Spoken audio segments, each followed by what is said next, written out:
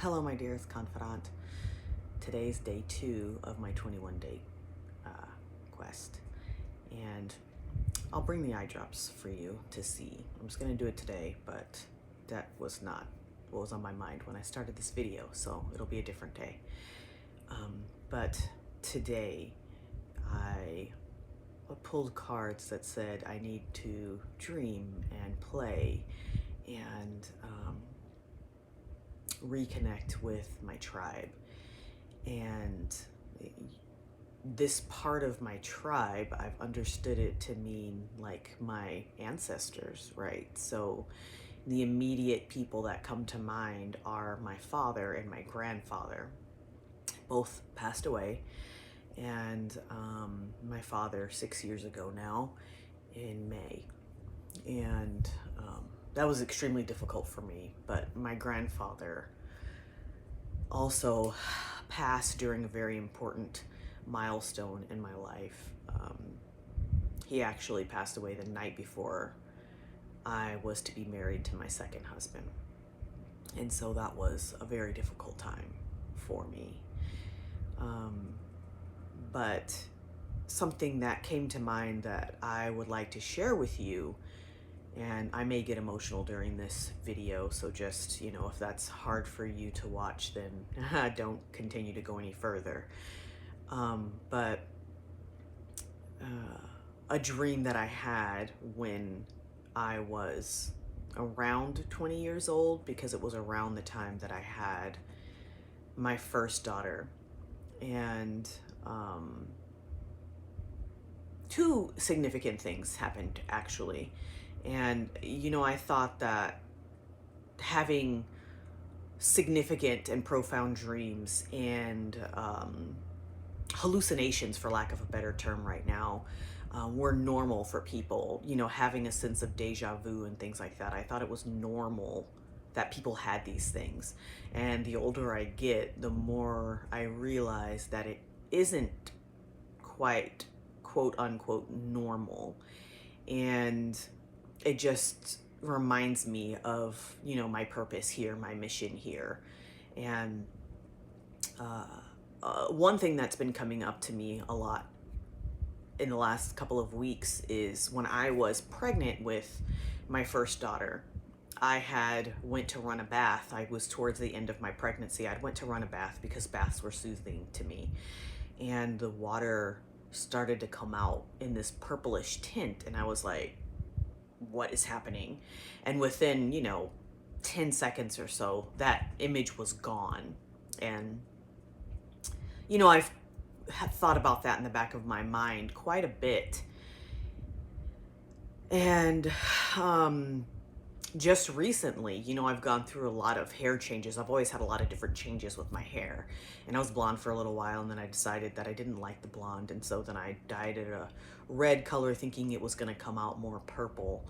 And when I rinsed that dye out of my hair, even though the hair came out red, the dye washed down the drain and it colored the water purple.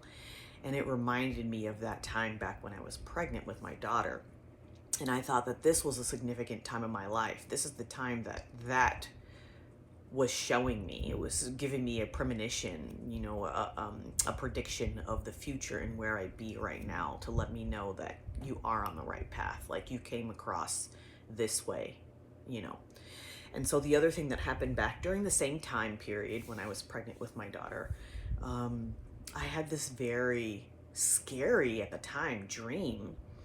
And I don't remember all of the details, but it was extremely real to me. It was so real to me at the time. And I remember waking up and being like, I can't believe that this happened. Like, I'm so petrified right now. And in the dream, my father, and I've had a lot of symbolism with my father, and that goes on with this dreaming and, believing thing, and, believing in the impossible was the other thing that was part of my reading today.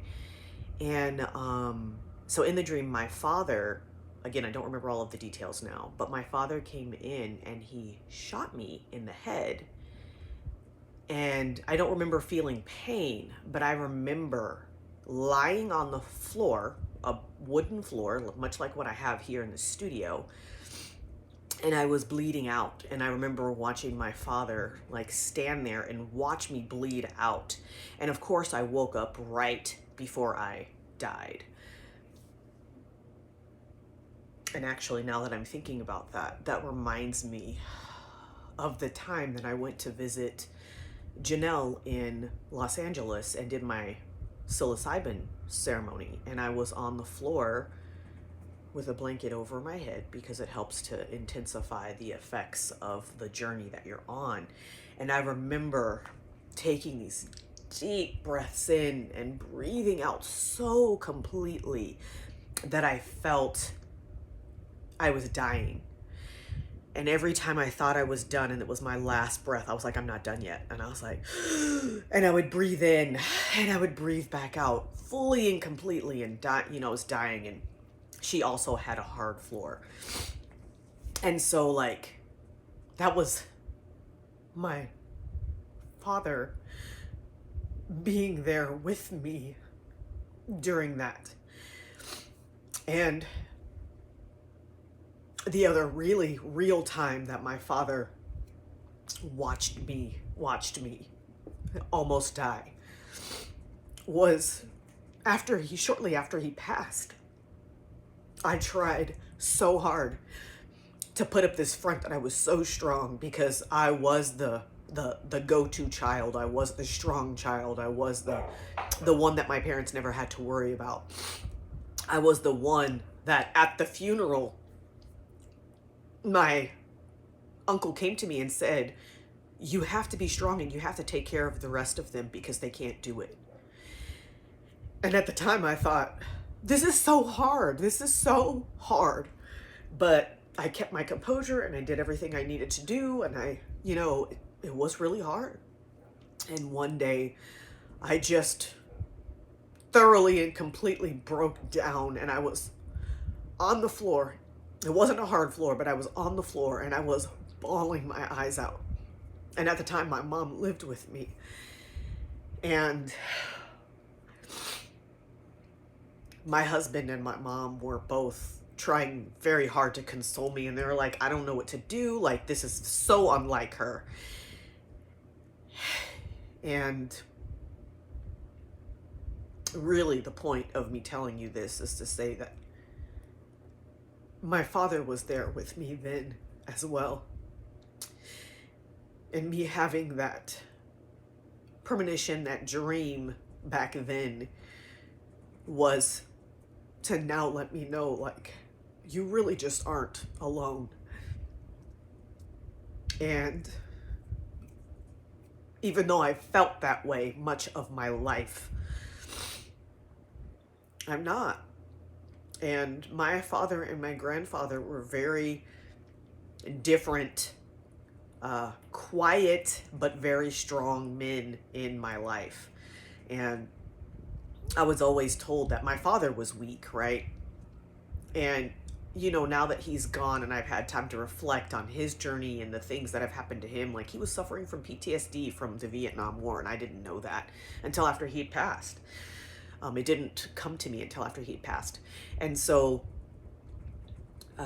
he was a very strong man and he did the best that he could with what he had, right? He had a drug addiction.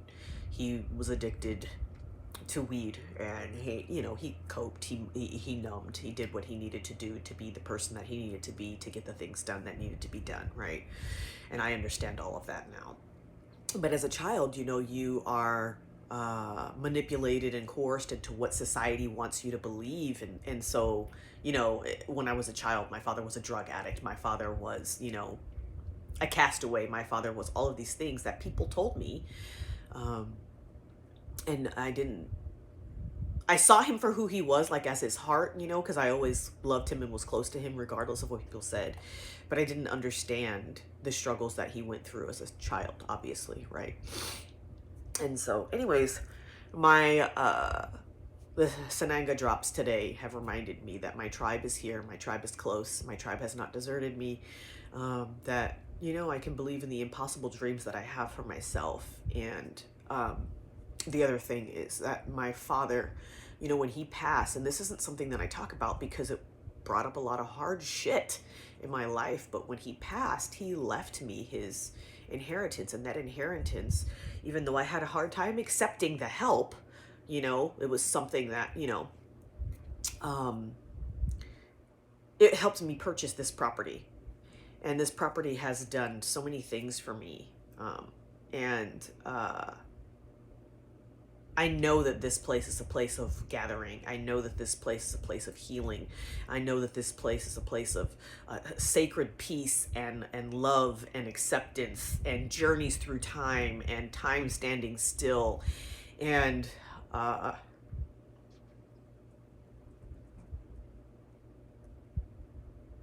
my father invested everything that he had to make sure that I could have this. And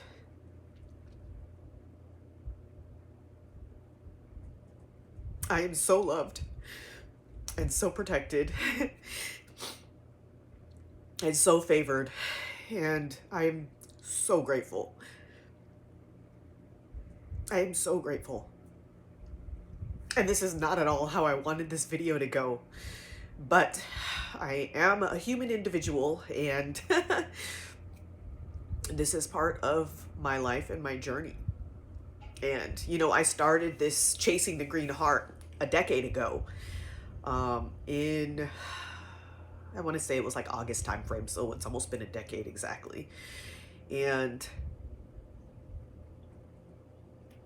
actually it might have been September or October, which I'll get into that story another time about that time of year for me. But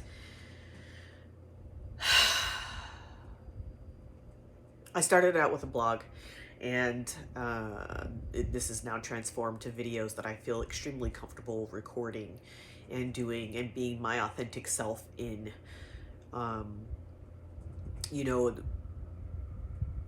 almost every video that I take, when I come from the place of authenticity, I only have to do the video one time. And you get the raw, real footage. There's no filtering. There's no editing. It just, I record it and I post it for you. And so, even though I showed my real, vulnerable, crying self, I know that that's what I was supposed to do in this video. And I thank my father and my grandfather for being the men that they were in my life and teaching me the things that they taught me, and being here with me even now as I make this video. And so I know that this has helped someone, and even if it's just one person, I've done what I was meant to do here today. And so I love you, my dearest confidant. I'll be back tomorrow.